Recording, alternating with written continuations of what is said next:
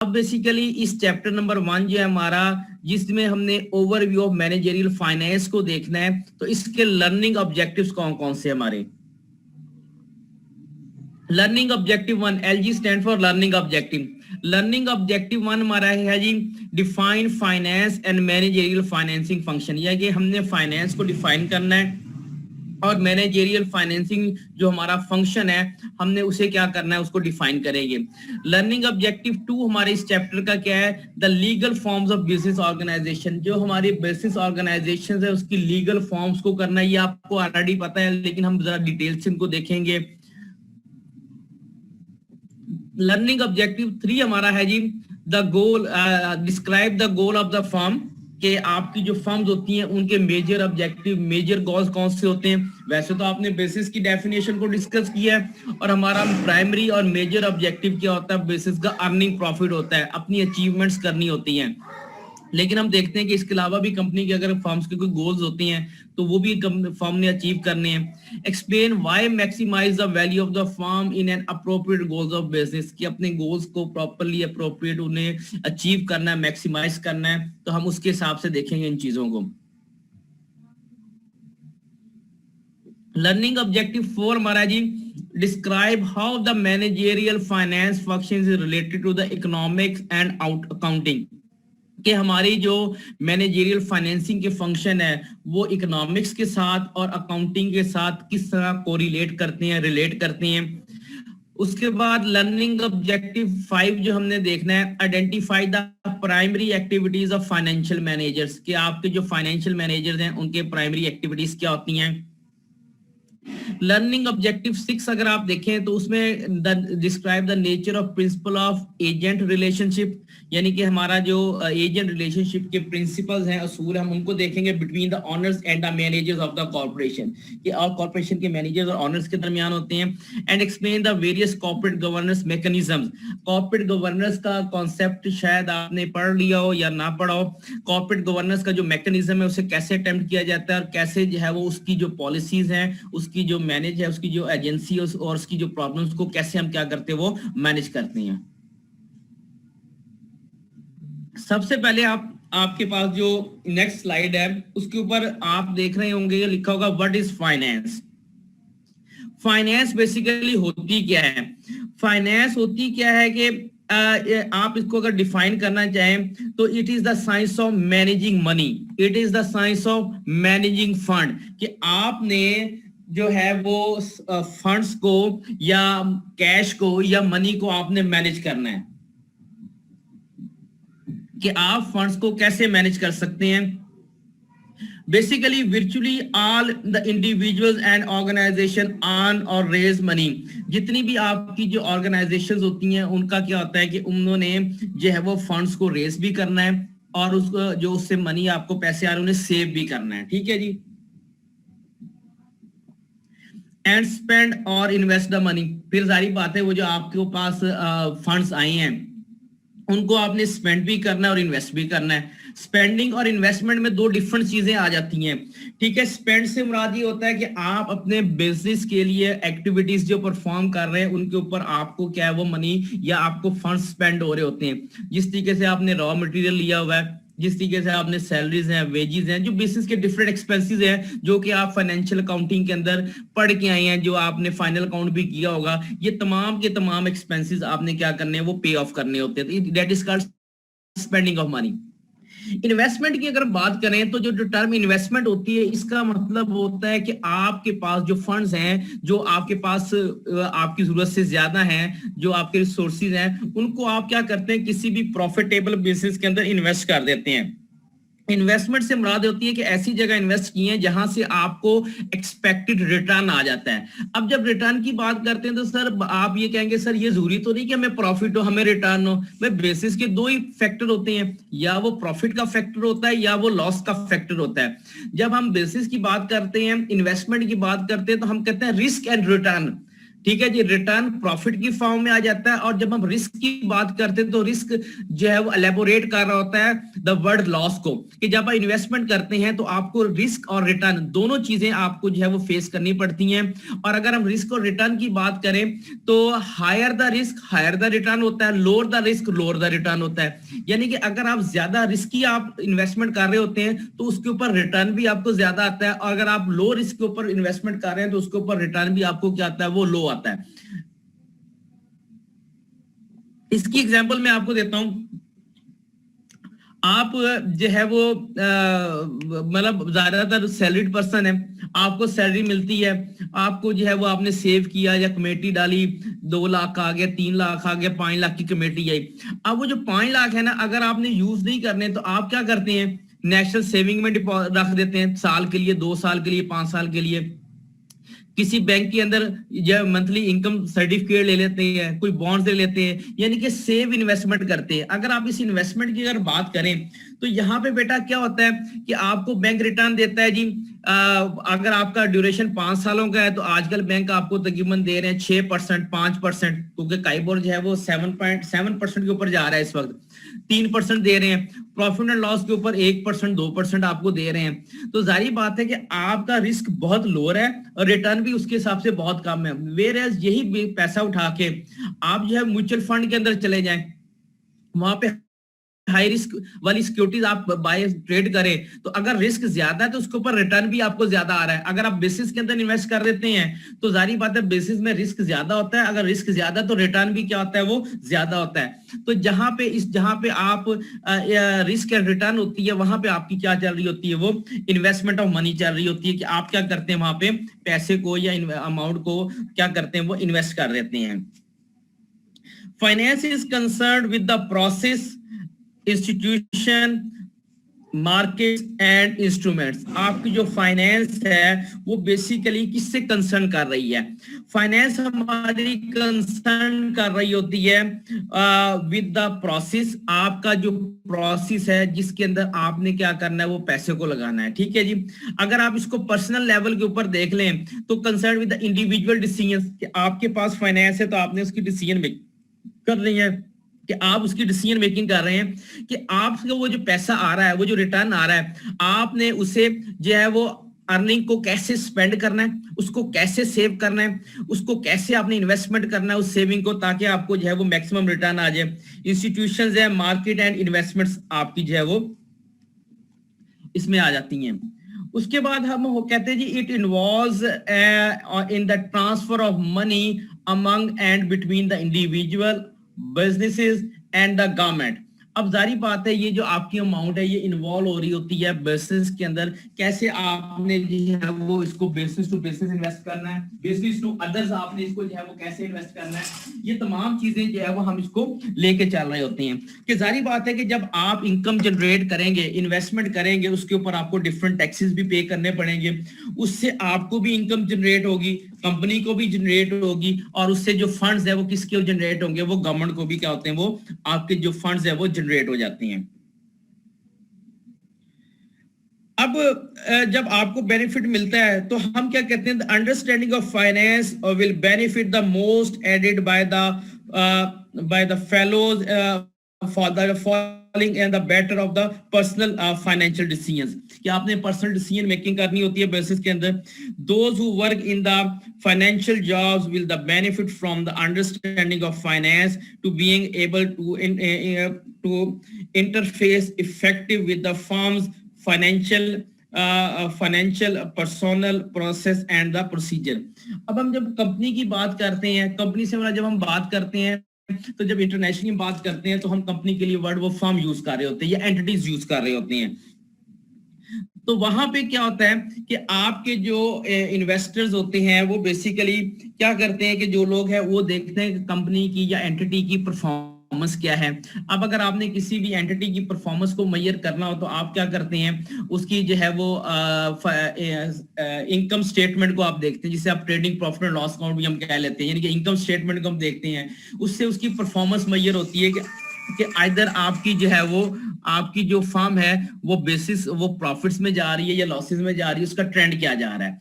ठीक है जी। उसके बाद अगर आप बात करें कंपनी की फाइनेंशियल पोजीशन चेक करने के लिए, ये तो परफॉर्मेंस चेक कर रहे थे, फाइनेंशियल पोजीशन की अगर हम बात करें तो फाइनेंशियल पोजीशन की जब हम बात करते हैं तो हम ये कहते हैं कि कंपनी के पास कितने रिसोर्सेज हैं तो उस और कितनी उसकी लायबिलिटीज है, तो हम बैलेंस शीट के ऊपर चले जाते हैं। तो हम किसको चेक कर लेते हैं, बैलेंस शीट को चेक कर लेते हैं।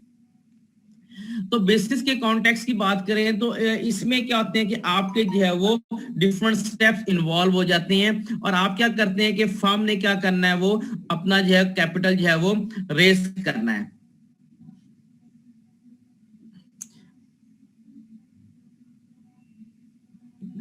अब आपके पास फाइनेंस में जब इन्वॉल्व होते हैं तो आपके डिफरेंट टाइप्स के जो है वो डिसीजन मेकिंग आ जाते हैं। फर्म ने कैसे जो है वो मनी यानी कि पैसा या फंड्स जो है वो रेस करना है फ्रॉम द इन्वेस्टर्स। ठीक है जी। How firm invest money in an attempt to earn a profit, company ने कैसे जो है वो पैसा इन्वेस्ट करना है ताकि जो है वो प्रॉफिट जो है वो अर्न कर सके।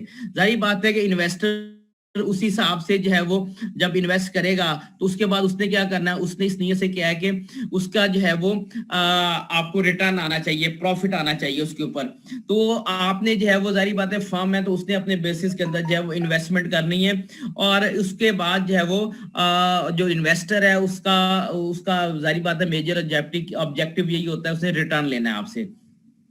How they decide whether to reinvest the profit in the business or distribute them back in the investor। अब जारी बात है कि जब इन्वेस्टर्स आता है तो उससे प्रॉफिट अर्न हो रहा है। अब उसके पास दो डिसीजंस होते हैं, या तो अपना जो प्रॉफिट है वो विड्रॉ कर ले या उस प्रॉफिट को भी री इन्वेस्ट कर दे। अब ये डिपेंड करता है कंपनी की परफॉर्मेंस के ऊपर या ऑर्गेनाइजेशन की फाइनेंशियल पोजीशन के ऊपर कि उसके जो इन्वेस्टर है उसका कितना ट्रस्ट और कॉन्फिडेंस है कि अपनी जो प्रॉफिट है उसको वो री इन्वेस्ट करता है उसके अंदर। अब हमारी जो है वो फाइनेंशियल सर्विसेज की अगर हम बात करें तो career opportunities in the finance, आपके पास major areas and opportunities of the finance की बात करें कि आपको जो है वो कैरियर अपॉर्चुनिटी इसमें क्या होती है, आपकी जो है वो उसके अंदर मेजर एरियाज ऑफ फाइनेंस क्या होते हैं। अगर हम बात करें तो जो major areas of finance can be summarised by reviewing the career opportunities in finance, कि आप फाइनेंस के स्टूडेंट हैं और आप ये देखना चाहते हैं कि आपको फाइनेंस के अंदर कौन कौन सी कैरियर अपॉर्चुनिटीज मिलती है। These opportunity can for convenience be divided into to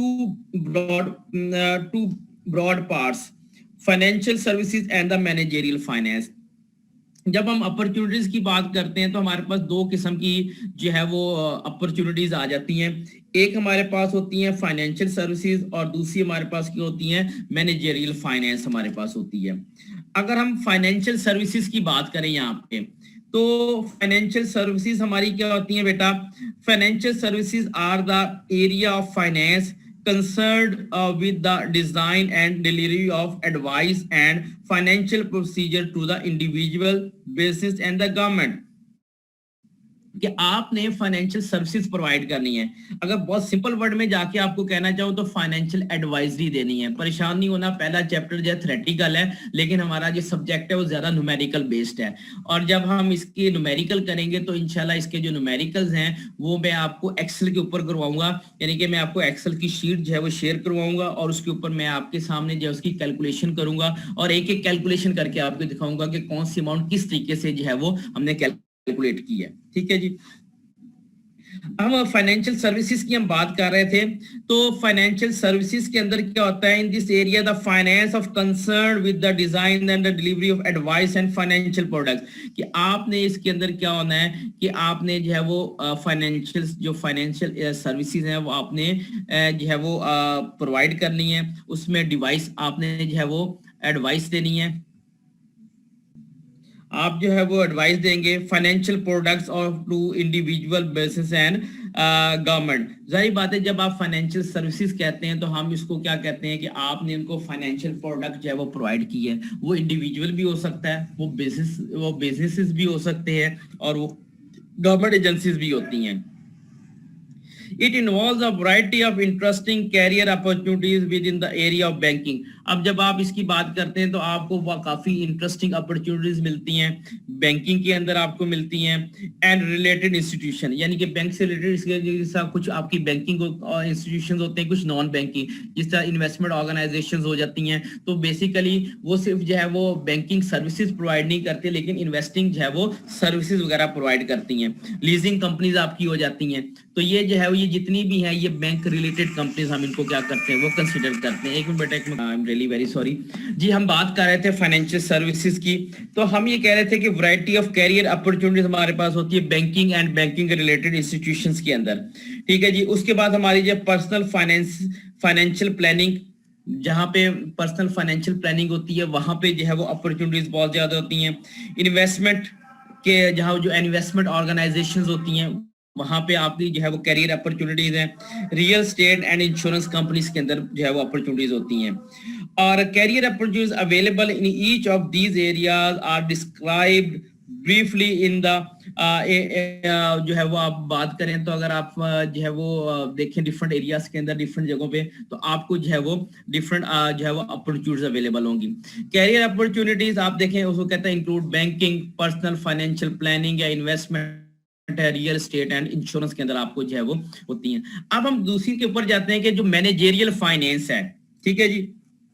अगर हम मैनेजेरियल फाइनेंस की बात करें तो managerial finance is concerned with the duties to the financial manager in the business firm, कि ये डिपेंड करती है कि आपका जो फाइनेंशियल मैनेजर है उसकी जो है वो उस कंपनी के अंदर, उस फर्म के अंदर, उस एंटिटी के अंदर क्या मैनेजेरियल ड्यूटी है relating to finance.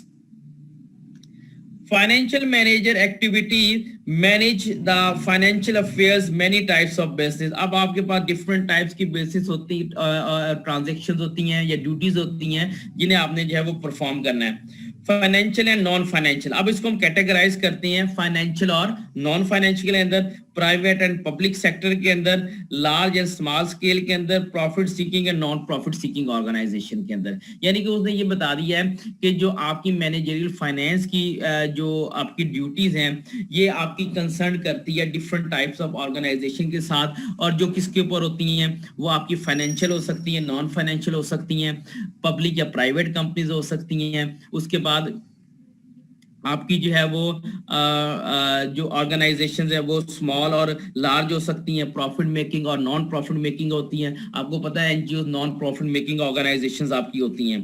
The problem of such varied financial task and planning, exceeding credit to the customer, evaluating proposed large expenditure and raising the money out to fund to the firm's operation। अब basically आपका जो है वो performance क्या करते हैं, जो आप डिफरेंट वैरायटी ऑफ फाइनेंशियल जो है वो मैनेजरियल फाइनेंस का जो मैनेजरियल आप करते हैं वो क्या होती है कि आपने जो है वो प्लानिंग करनी है। सारी बात है जब भी कोई एक्टिविटी परफॉर्म कर रहे हैं, कोई बेसिस ऑर्गेनाइजेशन का कोई प्रोजेक्ट कर रहे हैं, तो सबसे पहले आपने उसकी क्या करनी होती है, प्लानिंग। उसके लिए आप बनाते हैं फिजिबिलिटी रिपोर्ट कि आपने ये काम करने लगे हैं, इसकी फिजिबिलिटी कितनी है और कितना इसके ऊपर जो टोटल खर्चा आएगा। तो ये आपकी क्या होती है, प्लानिंग। उसके बाद क्या होता है जी, extending credit to the customer, कि आप जारी बात है कि बिजनेस वर्ल्ड में 80% आपकी जो ट्रांजैक्शंस है वो क्रेडिट के ऊपर होती हैं। तो जारी बात है कि आपने कस्टमर को जो है वो क्रेडिट भी जो है देना है। अवेलेटिंग प्रपोज लार्ज एक्सपेंडिचर्स, आपने जो है वो बड़े बड़े खर्चे करने हैं। ये जारी बात जब बड़ा प्रोजेक्ट होगा तो उसके ऊपर आपके एक्सपेंडिचर भी ज्यादा होंगे। Raising money to the fund from the firm operation, अब जब फर्म ने जो एक्टिविटीज परफॉर्म करनी है तो वहां से जारी बात है कि आपने क्या करना है, फंड्स को भी क्या करना है, वो जनरेट करना है। Nowadays the change in the economic and regulatory environment have increased the importance and the complexity of the financial manager duties। अब आजकल के दौर के अंदर जारी बात है कि फास्ट हो गया है, आपको बहुत सारी जो है वो नई रिक्वायरमेंट्स चाहिए होती हैं। तो जो फाइनेंशियल जो आपका जो है वो मैनेजरियल फाइनेंस या फाइनेंशियल मैनेजर है उसका एक तो रोल बहुत इंपॉर्टेंट हो गया और बहुत ही ज्यादा कॉम्प्लेक्स हो गया है। As a result may top executive in industry and government have come from the finance area. तो सारी बात है कि इंडस्ट्री और गवर्नमेंट का बहुत ज्यादा कंसर्न किसके साथ है, वो फाइनेंस एरिया के साथ है।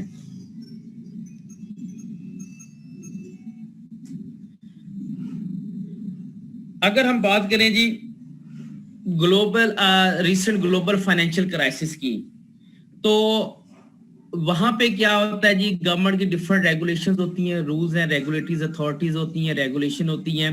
आपकी जो increase the global competition, global all over the world भी आपको पता है कि बहुत ज्यादा कंपटीशन आ गया है, ठीक है जी। आइडेंटिकल और सेम टाइप की प्रोडक्ट्स होती हैं, और आपके जो फाइनेंस मैनेजर ने उसे क्या करना है, आपके फंड्स को मैनेज करना है।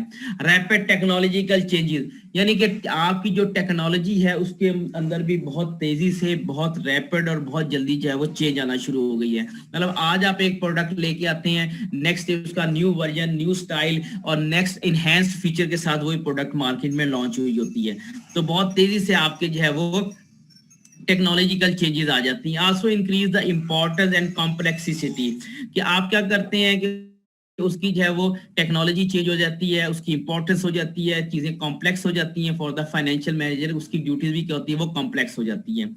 Globalisation has increase the demand for financial expert, सारी बात है कि जब दुनिया में ग्लोबली बहुत ज्यादा चेंज आ रही है, तो उसके लिए भी आपको एक्सपर्ट फाइनेंशियल मैनेजर्स चाहिए होते हैं, कॉम्पिटेंट फाइनेंशियल मैनेजर्स चाहिए होते हैं, जो बेसिकली क्या करते हैं, manage the cash flow in the different currencies. अब जारी बात है कि अगर आप सैमसंग की ही एग्जांपल ले लें, तो क्या है, मल्टीनेशनल ब्रांड है, पूरी दुनिया में चल रहा है। जो पाकिस्तान में सेल हो रही है वो पाक करेंसी में हो रही है, जो इंडिया में हो रही है वो इंडियन करेंसी में हो रही है, इस तरीके जो आपकी डिफरेंट कंट्रीज में हो रही है तो डिफरेंट करेंसीज में सेल हो रही है। तो हर करेंसी को मैनेज करने के लिए आपको एक जो है वो मैनेजर, फाइनेंस मैनेजर चाहिए होता है। फिर वो कैश फ्लो को चेक करता है। अब कैश फ्लो स्टेटमेंट आपने यकीनन पढ़ ली होगी। कैश फ्लो में क्या होता है कि कैश का इनफ्लो और कैश का आउटफ्लो मैनेज किया जाता है, कि कंपनी के पास कितना कैश आ रहा है और कंपनी के पास कितना कैश जा रहा है, कितना कंपनी के पास कैश मौजूद है, और जो कैश मौजूद है कंपनी के पास क्या वो सफिशिएंट है कंपनी की जो है वो फर्दर रिक्वायरमेंट पूरी करने के लिए। तो डिफरेंट करेंसीज के अंदर जारी बात है कि जब पाकिस्तान में वो डीलिंग कर रहे होंगे तो यहाँ पे जितनी भी उन्होंने पेमेंट्स करनी है वो पाक रुपी के अंदर करनी है, अगर उन्हें इंडिया में करनी है तो इंडियन रुपी के अंदर करनी है। तो लिहाजा वो क्या करते हैं कि उनको जो है वो एक्सपर्ट जो है वो फाइनेंशियल एक्सपर्ट्स रिक्वायर्ड होते हैं, ताकि वो डिफरेंट करेंसीज को इजीली क्या करें, वो मैनेज करें, उनके कैश फ्लो को कंट्रोल कर सकें। और protest against the risk that naturally arises from the international transaction. अब जारी बात है कि इंटरनेशनल जब ट्रांजैक्शंस करते हैं तो वहां पे रिस्क मौजूद होता है, आपकी करेंसी की जो वैल्यू है फ्लक्चुएट करती है बहुत ज्यादा, तो उसको वो जो रिस्क है उसको भी नेचुरली जो अराइज होता है उसको भी वो इजीली जो है वो मैनेज कर सकें। अब अगर हम बात करें फोकस ऑन प्रैक्टिस के ऊपर, तो जो आपकी प्रोफेशनल सर्टिफिकेट्स इन फाइनेंस की जो डिग्रीज हैं वो CFA है, चार्टर फाइनेंशियल एनालिस्ट आपकी है, ठीक है जी। फिर आपका CTP होती है, सर्टिफाइड ट्रेजरी प्रोफेशनल है, और CFP यानी कि आपका सर्टिफाइड फाइनेंशियल प्लानर आपका होता है। ये आपकी जो है वो कुछ इंपॉर्टेंट जो है वो डिग्रीज होती हैं, ठीक है जी। कुछ आपकी अमेरिकन आपकी डिग्रीज हैं, तो ये जो है वो आपके लिए जो है वो इम्पोर्टेंट होती है। अब यहाँ पे यानी कि लीगल फॉर्म ऑफ बेसिस जाने से पहले तो हम ये बात करते हैं कि why we study the managerial finance, कि हम मैनेजरियल फाइनेंस को स्टडी क्यों करते हैं। यानी कि हमने जो है वो अकाउंटिंग भी कर ली, सिंपल फाइनेंस भी कर ली, फाइनेंशियल मैनेजमेंट को या मैनेजरियल फाइनेंस को हम स्टडी क्यों करते हैं, what is the reason behind this. Understand the theories, concept, techniques and practices presented through the text will fully acquire you with the financial managers activities and the decisions, कि आपका जो financial manager है उसको जो है वो तमाम आपकी फाइनेंस की थेरीज, उसके कॉन्सेप्ट, टेक्निक्स, उसकी प्रैक्टिस और डिटेल से उसके साथ होनी चाहिए, ताकि वो अपने जो है वो फाइनेंशियल मैनेजर की जो एक्टिविटीज है ज्यादा बेहतर तरीके के साथ या ज्यादा अच्छे तरीके से जो है वो परफॉर्म कर सके। Because most business transactions are measured in the financial term, the financial manager play a key role in the operations of the firm. सारी बात है, बगैर फाइनेंस को हम कहते हैं बैकबोन ऑफ द बिजनेस, ठीक है जी। तो जारी बात है कि फाइनेंस के बगैर आपके जो बिजनेस ऑपरेशंस है वो फुलफिल नहीं होते, तो लिहाजा इसका जो है वो बिजनेस ऑपरेशंस के अंदर जो है वो बहुत इंपॉर्टेंट रोल है। दैट इज द रीजन हमें जो है वो मैनेजरियल फाइनेंस को जो है वो स्टडी करना पड़ता है।